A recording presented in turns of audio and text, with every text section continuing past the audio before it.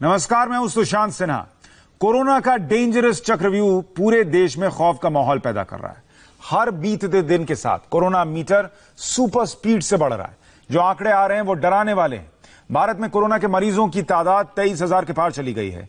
मौत का आंकड़ा 718 पर पहुंच गया है। हर दिन तकरीबन 1,500 नए केसेस सामने आ रहे हैं। लगातार ये हो रहा है, लेकिन बड़ी खबर ये आ रही है अहमदाबाद से, जहां के म्युनिसिपल कमिश्नर ने कहा है कि जिस तरीके का ट्रेंड अहमदाबाद में दिख रहा है, अगर यही ट्रेंड रहा तो 31 मई तक 8 लाख केसेस कोरोना के अहमदाबाद में हो सकते हैं। 15 मई तक 50,000 केसेस सामने आ जाएंगे नए, और 31 मई तक यह संभव है कि 8 लाख नए केसेस सामने आ जाएं। ये बहुत बड़ी बात कह रहे हैं म्युनिसिपल कमिश्नर अहमदाबाद के। निर्णय कपूर हमारे सहयोगी हमारे साथ जुड़ गए हैं। निर्णय, ये किस आधार पर वो कह रहे हैं, और ये तो बहुत ही गंभीर मसला हो जाएगा।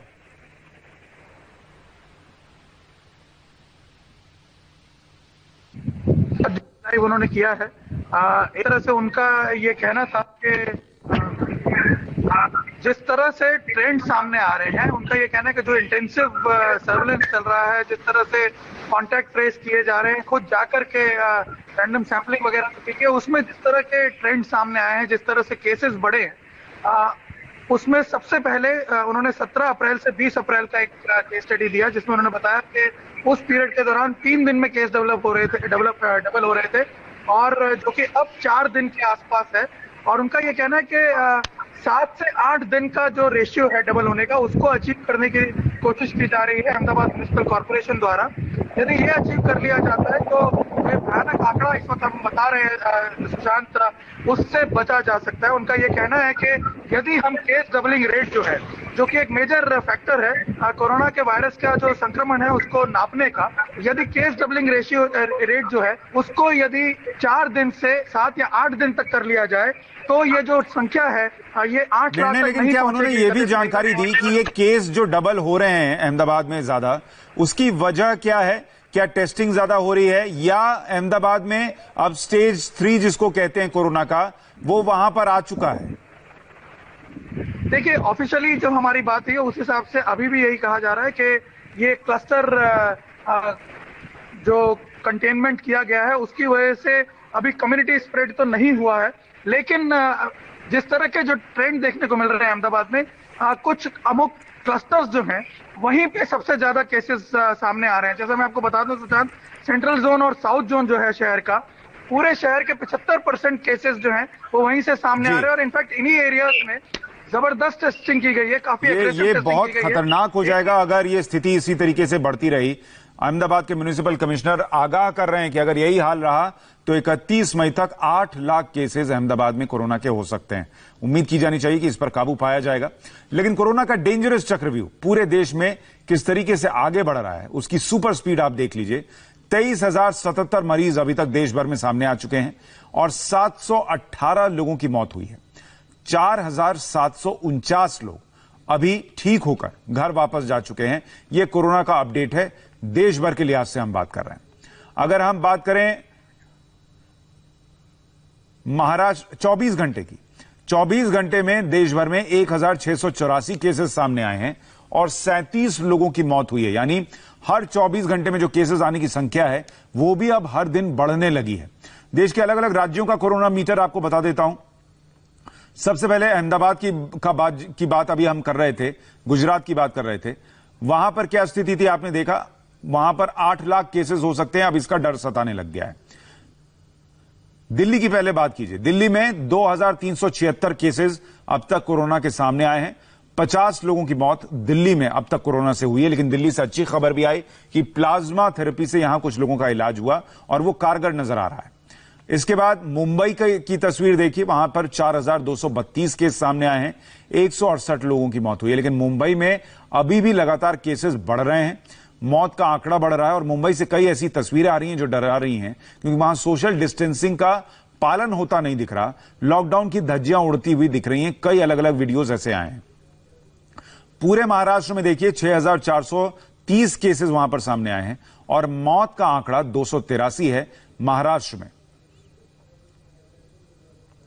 उत्तर प्रदेश में हालांकि बहुत कुछ स्थिति नियंत्रण में रखी गई है। यहां पर केसेस 1510 हैं और मरने वालों का आंकड़ा 24 है।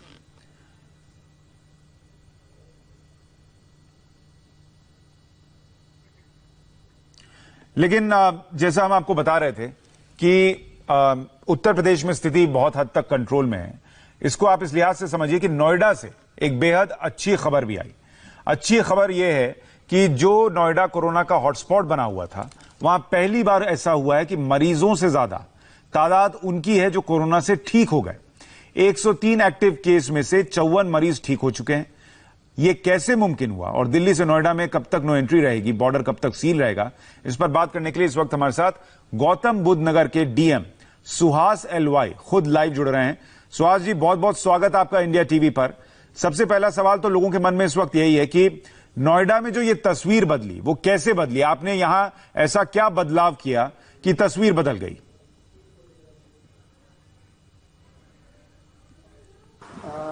हम आपको बताना चाहेंगे कि वर्तमान में जनपद गौतम बुद्ध नगर में कुल 103 केसेस आई है, जिसमें 54 लोग 54 ऐसे हैं जो स्वस्थ होके अपने घर लौटे हैं।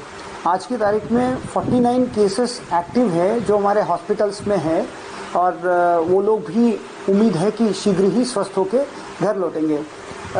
पूरी टीम की ये कोशिश है कि हम लोग कॉन्टैक्ट ट्रेसिंग करें, शीघ्र जो कोविड-19 के संपर्क में आए हुए पेशेंट्स को हम क्वारंटाइन करें, उनकी सैंपल्स प्राप्त करें और उसके बाद उनको मॉनिटर करते हुए उनकी जब 2 सैंपल्स नेगेटिव आती है तो उसके बाद उनको डॉक्टर्स के द्वारा निर्णय लेते हुए डिस्चार्ज किया जाता है। तो बट ये हमें ये देखना होगा कि कोविड-19 का फैलाव हमेशा एक्सपोनेंशियल तरीके से होता है और उसकी क्योर रेट हमेशा फैलाव के कंपैरिजन में धीमी गति से होता है। अतः हमें बहुत ही सख्ती से लॉकडाउन का अनुपालन कराना पड़ेगा और साथ ही साथ चूंकि हमारी ज्योग्राफिकल लोकेशन ऐसे है कि यहाँ मूवमेंट की काफ़ी संभावनाएं बनी रहती है, हम लोगों को सोशल डिस्टेंसिंग बनाते हुए ही कोई भी सामाजिक कार्य को जो अति आवश्यक है उसको भी मात्र सोशल डिस्टेंसिंग के माध्यम से ही करना पड़ेगा। अगर एसेंशियल कमोडिटीज को भी आप किसी से प्राप्त कर रहे हैं या अगर एसेंशियल सर्विसेज में भी भाग ले रहे हैं, बहुत ही हमें सतर्क रहते हुए इस कार्रवाई को करनी होगी। सर, आप जो भौगोलिक स्थिति है नोएडा की उसका जिक्र कर रहे थे। आपने अभी दिल्ली बॉर्डर को सील करने का फैसला किया था। यह फैसला क्यों लेना पड़ा और इसका क्या असर दिख रहा है नोएडा में जो केसेस कम हुए हैं उस पर? इसका मंशा ये है कि आप जानते हैं कि वायरस का संक्रमण मूवमेंट से होता है कि अतः प्रशासन नहीं चाहती है कि नोएडा का संक्रमण, गौतम बुद्ध नगर का संक्रमण दिल्ली में जाए और दिल्ली का संक्रमण गौतम बुद्ध नगर में आए है। इसका फायदा पूरे समाज को मिलेगा। चिकित्सा विभाग के परामर्श और पूरे टीम के साथ परामर्श लेते हुए हम लोगों द्वारा यह निर्णय लिया गया है, जिससे जो स्पेसिफाइड एग्जम्पशंस है उसको छोड़ते हुए बाकी पूरे बॉर्डर को सील किया गया। सर, ऐसे में ये भी कहा जा रहा है कि ये लंबी लड़ाई है, तो दिल्ली नोएडा बॉर्डर भी क्या लंबा सील रहेगा? कब तक सील रहेगा ये बॉर्डर? हम लोग निरंतर मॉनिटर कर रहे हैं सिचुएशन को।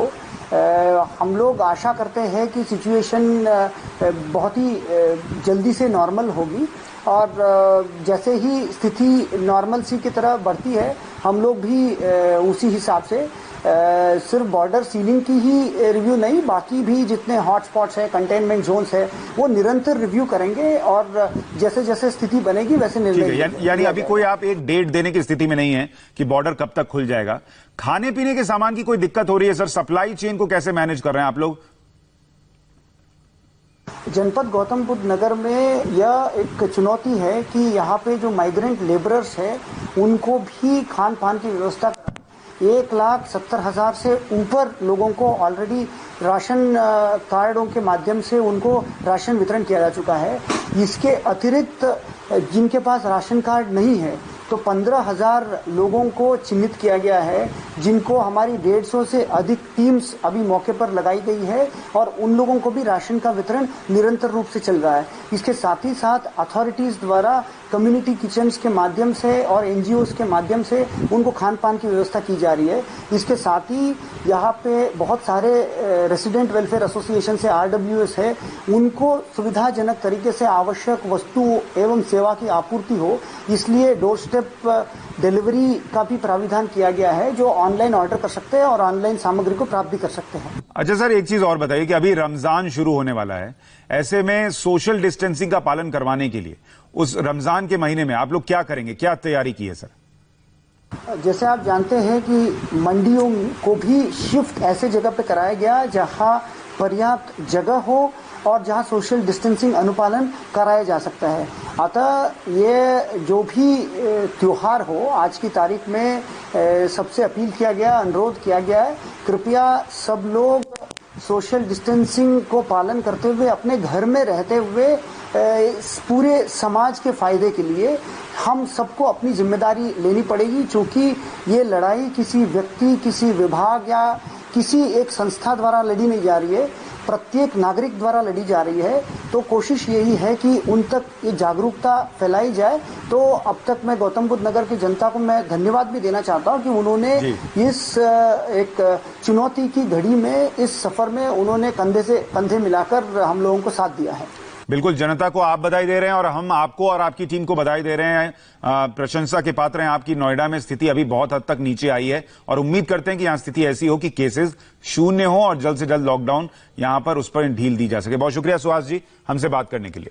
जानलेवा वायरस कोरोना से जंग तेज हो चुकी है, लेकिन लाख समझाने के बावजूद देश में कुछ जगहों से ऐसी भी तस्वीरें आ रही हैं जो परेशान करने वाली है। लॉकडाउन की धज्जियां उड़ाने वाली ये तस्वीरें ज्यादातर देश के बड़े सब्जी मंडियों से आ रही हैं। इन 5 तस्वीरों में देखिए कैसे लॉकडाउन के नियम को तोड़ा जा रहा है। दिल्ली से लेकर मुंबई तक सब्जी मंडियों में सोशल डिस्टेंसिंग का पालन नहीं किया जा रहा है। वहीं कोरोना के खिलाफ जंग में लॉकडाउन ही सबसे बड़ा हथियार है, लेकिन इस लॉकडाउन के सैकड़ों लोग दुश्मन बने हुए हैं। तस्वीरें मुंबई के शिवाजी नगर इलाके की सब्जी मंडी की आपको दिखा रहा हूं, जहां भारी भीड़ एक साथ सड़क पर देखी जा रही है। जिस सोशल डिस्टेंसिंग के जरिए कोरोना से लड़ा जा रहा है, उसी का यहां पालन नहीं हो रहा। और अभी आप देख रहे थे, हम नोएडा के डीएम से बात कर रहे थे, यहां सोशल डिस्टेंसिंग का पालन हो रहा है। तो देखिए नोएडा में केसेस जो हैं वो कम आ रहे हैं और लोग ठीक होकर घर जा रहे हैं। लेकिन अगर आप इस तरीके की तस्वीर देश के दूसरे हिस्सों में देख रहे हैं तो वहां स्थिति बेहतर होगी, इसकी उम्मीद कैसे की जाएगी? इतनी ज्यादा भीड़ है वहां पर। हमारे सहयोगी राजीव सिंह की एक रिपोर्ट देखिए। मुंबई के शिवाजी नगर गोवंडी इलाके में मैं मौजूद हूं और यहां पर किस तरह से लॉकडाउन के नियमों का उल्लंघन हो रहा है तस्वीरों के जरिए आपको दिखाता हूं।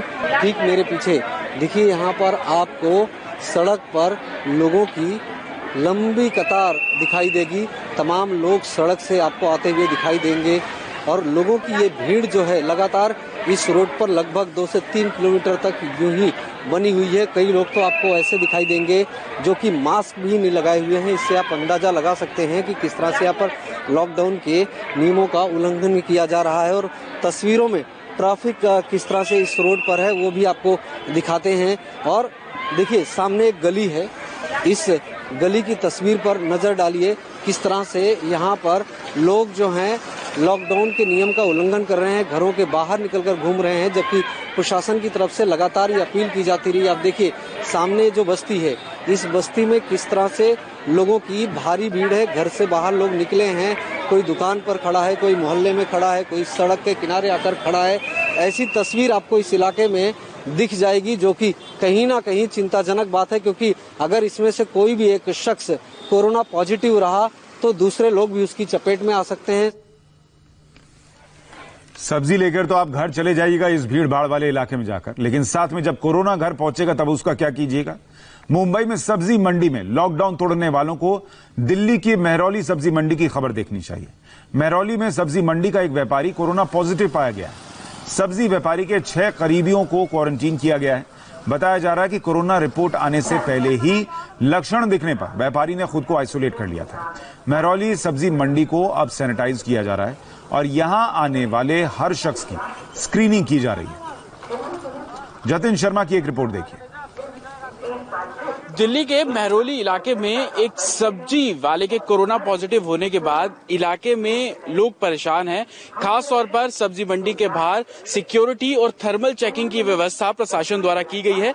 ये महरौली का सब्जी मंडी है। दरअसल ये पहले सभी सब्जी की दुकानें महरौली इलाके में अंदर जहां पर घर है, रिहायशी है, वहां पर लगा करती थी, लेकिन प्रशासन ने कोरोना के चलते डीटीसी बस टर्मिनल के पास महरौली में ही सब्जी मंडी को शिफ्ट किया था। हालांकि जब एक सब्जी वाले के कोरोना पॉजिटिव होने की बात सामने आई, जिसके बाद अब प्रशासन ने यहां पर सब्जी मंडी में पहुंचने वाले जितने भी ग्राहक हैं उनकी यहां पर थर्मल चेकिंग की जा रही है। बाद में जब वो आगे बढ़ता है तो आगे सैनिटाइजर भी दिया जा रहा है ताकि कोई और कोरोना संक्रमित ना हो सके। हालांकि जो साउथ दिल्ली के डीएम हैं उनसे जब हमारी बात हुई इस पूरी घटना के बारे में, उनका ये कहना है कि उनको जब जानकारी मिली कि एक सब्जी हॉकर है जो कि कोरोना पॉजिटिव पाया गया है, जिसके बाद एहतियातन यहाँ पर सुरक्षा के जो पूरी व्यवस्था है वो यहाँ पर की गई है।